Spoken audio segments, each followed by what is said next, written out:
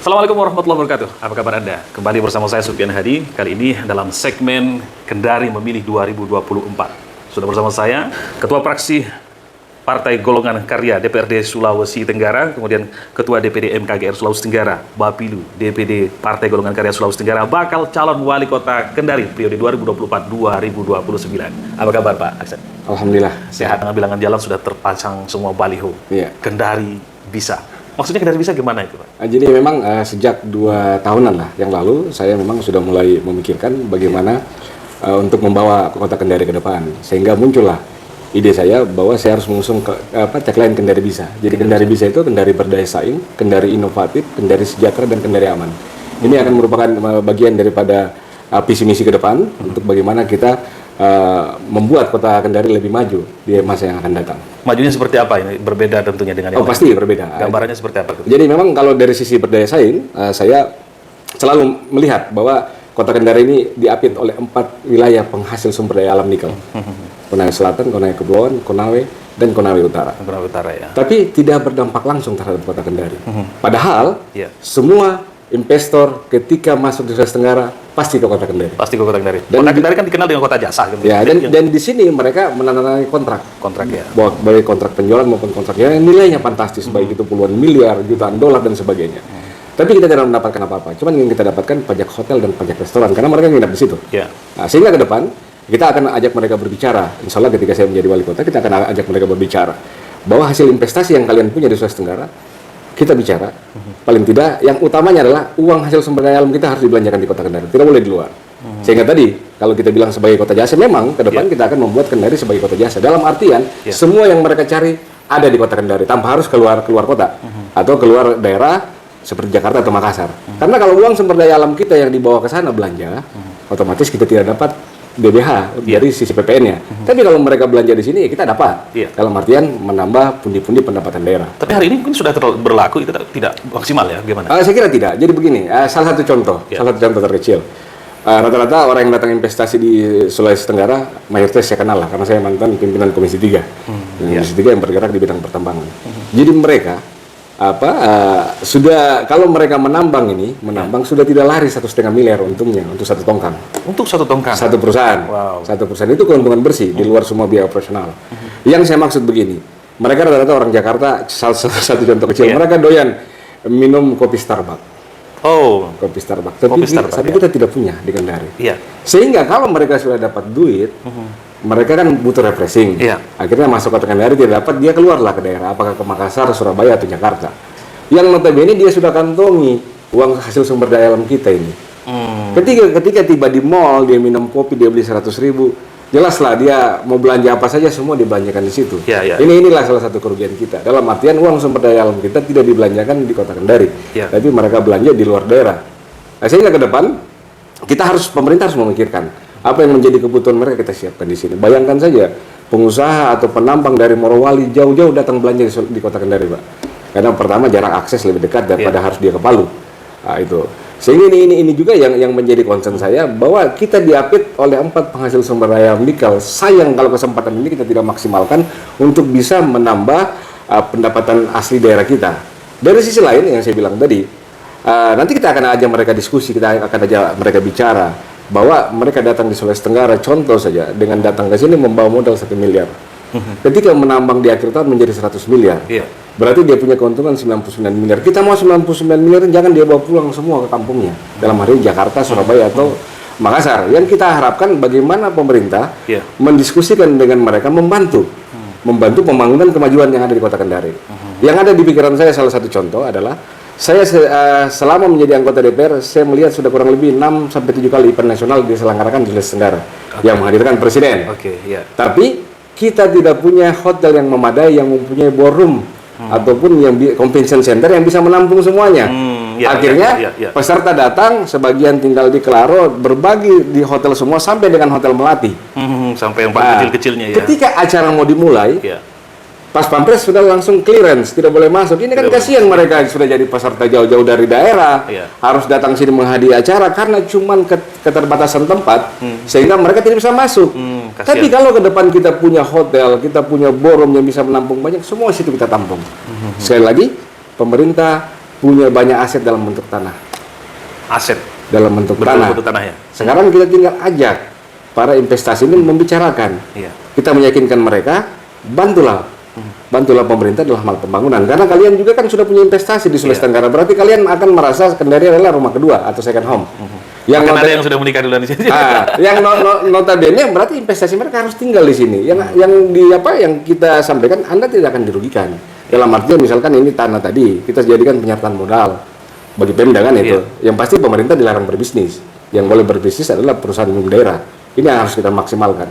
Kita berikan mereka bermitra. Anggaplah investor ini yang biaya pembangunan, tinggal dihitung bagaimana model pembagian saham dan bagi hasil. Ya. Karena sekali lagi berapapun pendapatan perusahaan umum daerah, ada hak pemerintah daerah 55% di dalamnya.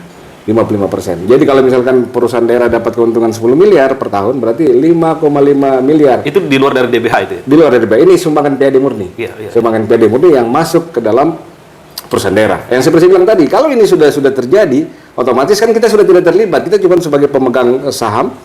Nanti kita tunjuk pengelola dalam hal ini orang yang memang paham terkait dengan perhotelan kan itu. Ya, gambarannya sudah clear kalau seperti apa yang akan dilakukan ketika menjadi wali kota. Iya, itu baru satu contoh kecil. Baru satu contoh kecil ketika menjadi wali kota. Tapi kita setback sedikit. Kenapa pilihannya ke politis? Kan awalnya pengusaha. Ini dulu yang saya ingin lebih detailnya pilihannya menjadi politisi. Iya. Jadi memang saya basicnya pengusaha. Saya juga kuliah memang jurusan bisnis. Jadi saya mempunyai filosofi seperti begini. Sehebat apapun kita menjadi pengusaha, kita tidak akan bisa memberikan kontribusi terhadap daerah kecuali melalui jalur politik. Sehingga waktu itu saya cukup lama, walaupun tidak terjun langsung di politik, tapi saya mendampingi bapak saya, Pak Surunudin, mendampingi hampir semua pertarungan pilkada. Sehingga saya memutuskan di umur 40 tahun saya harus maju di politik. Ini bentuk sumbangsi saya terhadap daerah. Karena saya bilang tadi, sehebat apapun kita menjadi pengusaha, yang cuma bisa kita berkontribusi cuma melalui jalur politik. Sehingga itulah saya putuskan di 2019 saya maju. Saya maju sebagai calon anggota DPRD Provinsi Sulawesi Tenggara Dapil Kota Kendari, dan alhamdulillah bisa terpilih. Seperti itu. Sudah banyak hal yang sudah dilakukan di DPRD. Pasti banyak sekali. Ini sudah tahun keempat saya menjadi anggota DPRD, dan sebentar lagi kita akan menghadapi pemilu. Cerita dong, bagaimana rasanya setelah menjadi anggota DPR 1 tahun dan mau masuk lagi ke kedua periodenya? Apa namanya yang namanya memperjuangkan aspirasi, apa kurangnya, apa lebihnya, sampai kemudian harus beranjak sampai mau menjadi wali kota. Ya, jadi memang selama ber-DPR saya alhamdulillah banyak diberikan tugas oleh partai. Salah satunya pernah menjadi pimpinan Komisi 3 yang membidangi infrastruktur dan pertambangan. Waktu itu kewenangan pemerintah provinsi masih sangat besar dalam hal penerbitan izin usaha pertambangan khusus bidang mineral sebelum ditarik oleh pemerintah pusat. Jadi kami seiring dengan sejalan bahwa memang di fungsi pengawasan yang kami tekankan. Kami tekankan bagaimana kita memikirkan bahwa dari mineral ini bagaimana bisa menambah pendapatan asli daerah. Begitu juga ada beberapa perusahaan yang kami kejar terkait dengan pajak air permukaan, tapi alhamdulillah sampai hari ini katanya belum terbayar. Di sisi lain juga sebagai ketua fraksi banyak hal yang kami lakukan dalam konsolidasi Partai Golkar di internal teman-teman DPRD. Terkait dengan pembuktian terhadap masyarakat, memang hampir setiap kami turun reses, kunjungan kerja, sosialisasi perda maupun wawasan kebangsaan, memang selalu kami berinteraksi. Mereka banyak memberikan masukan, utamanya terkait dengan kebutuhan dasar yang ada di Kota Kendari. Contoh air bersih. Terus juga jalanan jalan baik itu rapat beton maupun juga paving blok, itu yang menjadi kebutuhan. Alhamdulillah selama kurang lebih hampir 4 tahun ini semua bisa kami distribusikan, cuman apa itu? Tidak bisa semua kita fasilitasi. Kenapa? Karena DPR sangat terbatas dengan yang namanya dana pokok pikiran. Kami dibatasi, Pak. Dibatasi. Jadi masing-masing bayangkan saya saja ini saya harus hadapi 65 kelurahan. Tapi kan kita wakil rakyat begitu. Betul. Jadi 65 kelurahan yang saya harus hadapi. Bayangkan saja kalau di dalam 1 tahun kita tidak bisa menyentuh semua, Pak. Di dalam reses saja, reses kami 1 tahun itu 3 kali. 1 kali 3 titik, berarti kan 9. 9 kelurahan yang saya harus temui. Kalau kali 5 cuma 45, Pak. Cuma 45. Masih kurang 20 kelurahan. Sehingga ini yang kita lihat bagaimana kita mensiasati melalui sosialisasi perda, wawasan kebangsaan, sehingga bisa kita berinteraksi dengan masyarakat Kota Kendari. Kalau tidak, kita akan kehilangan momen bagaimana kita berinteraksi dengan masyarakat Kota Kendari dan memberikan pembuktian. Karena yang selalu mengejarkan pembuktian. Nah, ini kami sudah dukung Bapak. Permintaan kami ini bagaimana? Kapan bisa diakomodir? Kurang lebih seperti itu. Seperti itu. Apakah itu yang menjadi pemicu bahwa Bapak harus menjadi wali kota? Menjadi wali kota itu merupakan bagian apa yang saya jalani setelah bertemu masyarakat dan melihat kondisi Kota Kendari yang menurut saya dengan diapitnya daerah kita dengan penghasil sumber daya alam tidak maksimal dalam hal pembangunan. Dalam hal pembangunan. Pembangunan ini kan bukan cuma infrastruktur ya. Tidak ada cara lain kecuali harus menjadi wali kota kalau sudah seperti itu ya. Saya kira itu adalah target utama kita. Ya. Saya lahir dan besar di Kendari, saya lihat pembangunan dari zaman Pak Gemudin sampai Pak Limasi. Jadi kita sudah tahu, apa yang harus kita kerjakan. Sehingga ke depan apa yang mereka sudah letakkan pondasi ini kita lanjutkan dalam sisi pembangunan infrastruktur. Tapi kan bukan cuma itu saja. Yeah. Kan pembangunan dari sisi sosialnya juga harus kita kembangkan, impaknya juga kita kembangkan, kan ini banyak hal ya.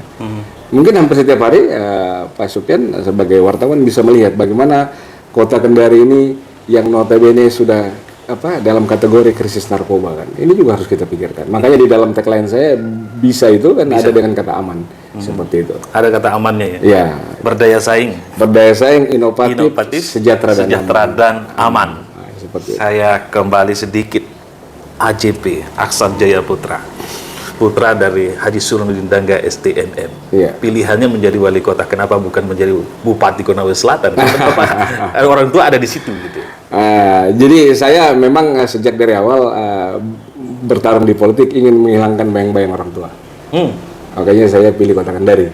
Pilihnya Kota Kendari. Notabene tidak ada kaitan secara langsung. Tapi kan tidak bisa dipisahkan seperti mata putih dengan mata hitam. Betul, tapi kan masing-masing pemahaman kita sebagai polisi kan berbeda. Saya mau dikenal sebagai Aksan. Saya mau dikenal sebagai Aksan, bukan sebagai putranya Pak Suronuddin. Saya bertarung, saya menang, saya kalah karena saya, bukan karena orang tua saya. Seperti itu. Nah, sehingga pilihan ini yang harus saya tempuh. Dan juga mumpung Kota Kendari ada dapil saya.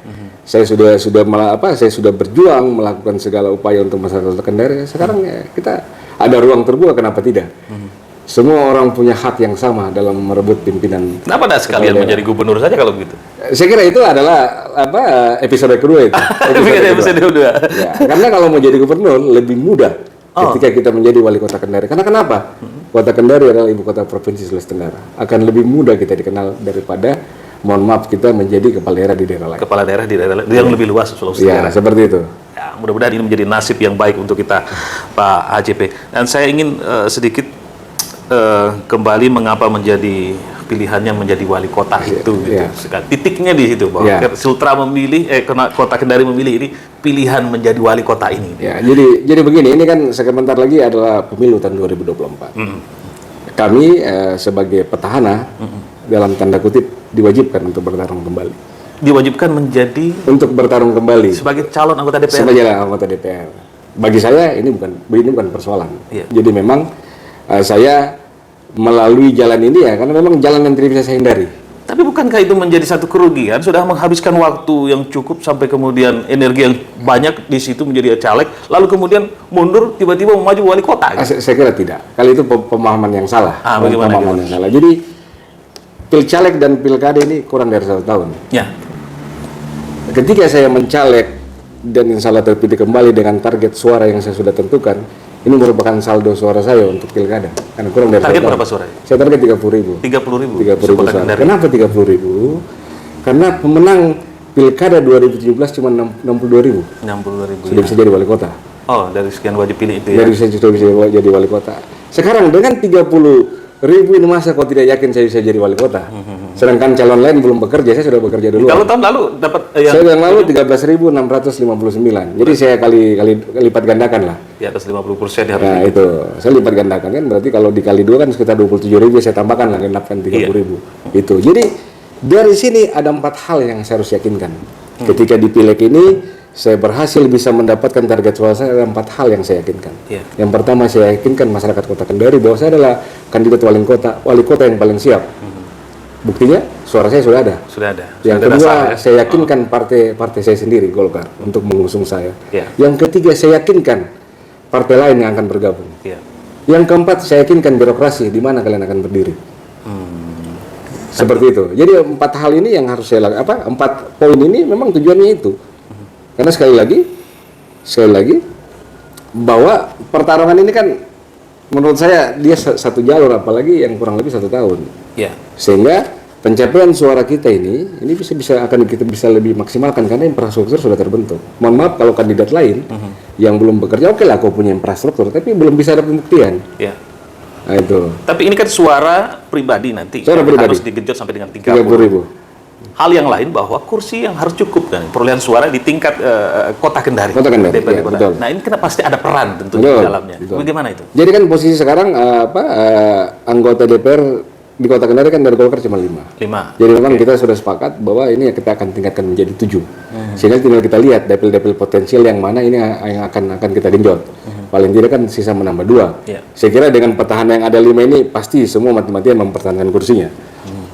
Tidak mungkin mau ditinggalkan kan itu. Ya. Sehingga yang 2-nya ini tinggal kita lihat beberapa. Saya sudah melihat beberapa dapil yang potensial, calegnya juga potensial. Ini akan kita aja diskusi bagaimana menyupport mereka untuk bisa mencukupkan kursi kita menjadi 7. Sehingga nantinya kalau sudah 7 kan kita agak bebas dalam tanda kutip tanpa koalisi pun sudah bisa Tanpa koalisi bisa ya. mengusung. Apalagi kalau sudah bisa lebih dari 7. Bisa lebih 7 ya seperti itu.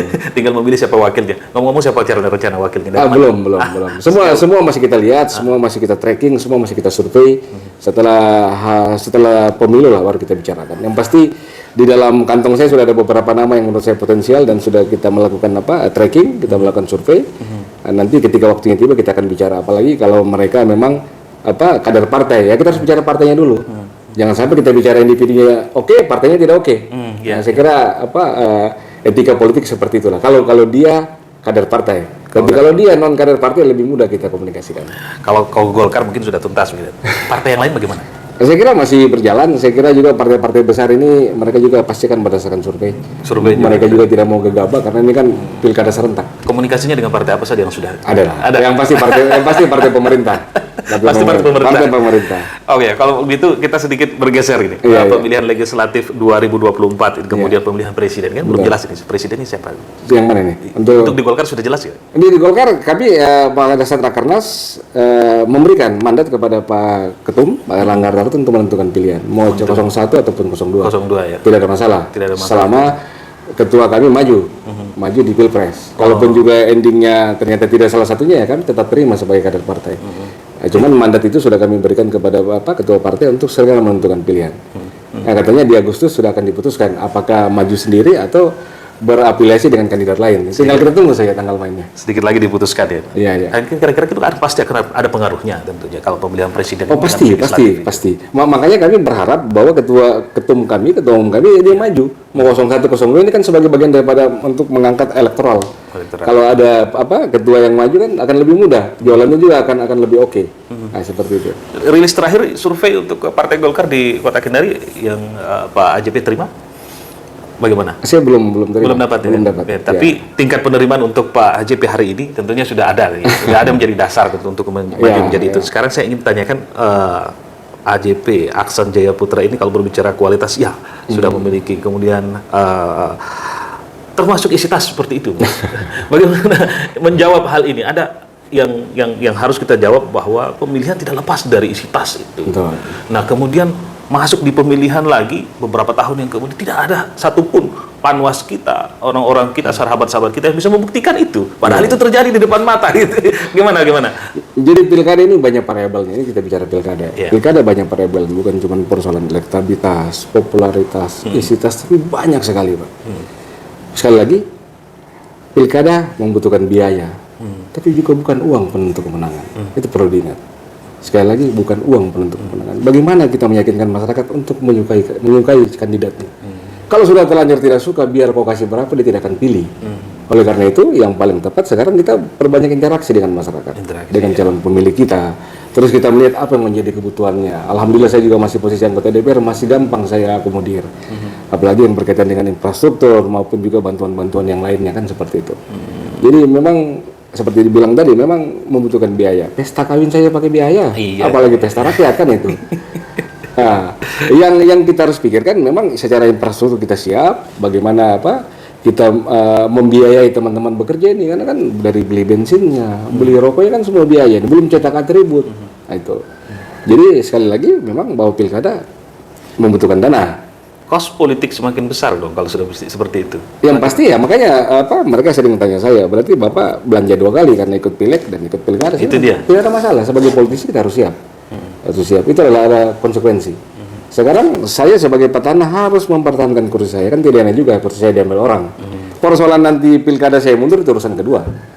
Yang penting komitmen saya terhadap partai saya tetap saya jalankan. Komitmen sekaligus kontribusi terhadap partai. Betul, karena kita bicara kontribusi terhadap partai susah untuk diukur. Tapi kalau kita sumbang kursi, ini yang susah dicari semua orang. Semua orang belum mau mendapatkan kursi. Tapi kita punya kursi yang ada, kita pertahankan, kita sumbangkan untuk partai. Apalagi kalau dengan kursi DPR kan untuk kebutuhan pilgub nantinya. Siapa kompetitor yang paling diperhitungkan HJP hari ini? Saya kira saya anggap semua sama, apalagi sejak tidak adanya petahana kita anggap semua sama, rata-rata di atas air lah. Rata-rata di atas air. Iya itu. Sisa Yakin bisa melampaui menang? Insya Allah. Saya di Kota Kendari adalah lahan medan perang yang pernah saya lewati di pileg. Pemilihnya sama, dapilnya sama, sisa treatment yang berbeda. Yang lalu masih suara terbanyak juga kan? Alhamdulillah untuk di Pilek Caleg 2019 secara pribadi saya yang terbanyak. Terbanyak di internal? Tidak. Di keseluruhan? Keseluruhan 6 anggota DPR. 6 anggota DPR Iya, provinsi. Provinsi Sulawesi Tenggara. Termasuk ketua DPR juga masih di Lampung juga ya?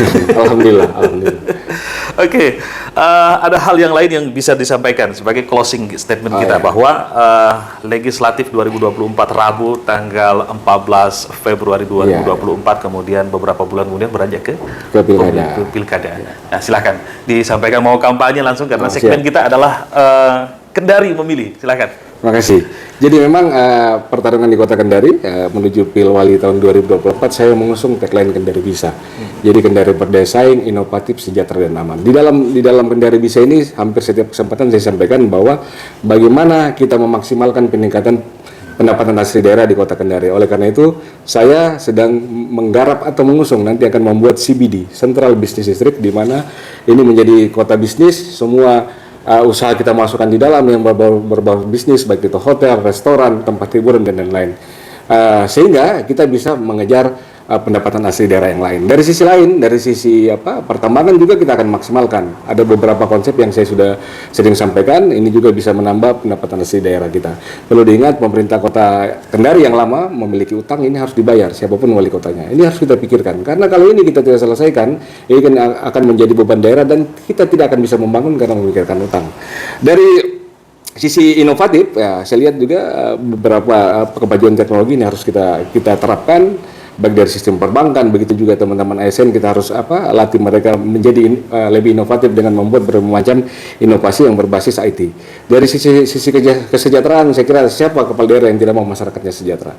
Tapi kalau kita tidak pikirkan pendapatan lain, kita mengharapkan cuma DAU, DAK, DBH dan DID, itu akan sangat sulit kita memaksimalkan pembangunan dari sisi sosial kemasyarakatan. Dari sisi keamanan, saya harap juga ke depan kita bisa lebih meningkatkan keamanan di Kota Kendari, karena kalau tidak aman, kota kita tidak ada orang yang mendatang berinvestasi. Sekali lagi, yang bisa membangun kota kita adalah investasi. Oleh karena itu, saya sebagai kandidat wali kota tahun 2024 berharap masyarakat Kota Kendari, mari kita bersama-sama berikan saya dukungan untuk bisa membangun Kota Kendari yang lebih maju. Dari sisi lain, saya tetap akan maju Pilcaleg tahun 2024 Dapil Kota Kendari. Alhamdulillah, perjuangan yang saya lakukan saya akan tuntaskan sekali lagi untuk Sulawesi Tenggara menuju Kendari Bisa, di mana ke depan kita bisa lihat Kota Kendari dalam 5 tahun mendatang terjadi peningkatan yang sangat pesat dari sisi pembangunan dan juga dari sisi pendapatan daerah. Sekali lagi, terima kasih. Mudah-mudahan statement saya ini bisa memberikan motivasi kepada Bapak Ibu sekalian, khususnya pemilih yang ada di Kota Kendari, untuk bersama-sama membantu saya dalam hal memenangkan pertarungan di Pilkada Kota Kendari. Baik. Seperti itu. Seperti itu. Oke. Nomor urut berapa di? Saya alhamdulillah nomor 1. Nomor urut 1. Ya, jadi untuk Pilcaleg Kota Kendari, Iya. DPRD Provinsi Dapil Kota Kendari, ingat Partai Golkar nomor 4, Nomor calegnya 4, oke, nomor 1, baik. Aksan Jaya Putra Bebus. Cuman saya yang ada bebusnya. Iya, iya, iya. Baik Pak Aksan Jaya Putra, dan sahabat pena, Anda berhak memilih. Anda berhak menentukan setelah mendengar dan mengetahui ide dan gagasan calon legislatif kita, calon wali kota ke depan. Anda berhak untuk memilih. Silahkan di kolom komentar di YouTube, Facebook, TikTok, dan Instagram kami yang sudah terverifikasi. Silahkan Anda berkomentar dan tentukan pilihan Anda kemudian nanti di Rabu tanggal 14 Februari 2024. bertepatan dengan Hari Valentine, Hari Kasih Sayang. Hari kasih sayang ya, tempatnya kita berkasih sayang nanti di hari Rabu tersebut. Terima kasih Pak Aksan sudah bersama Pena Sultra tentunya. Terima kasih semuanya. Assalamualaikum warahmatullahi wabarakatuh. Salam Kendari bisa. Iya.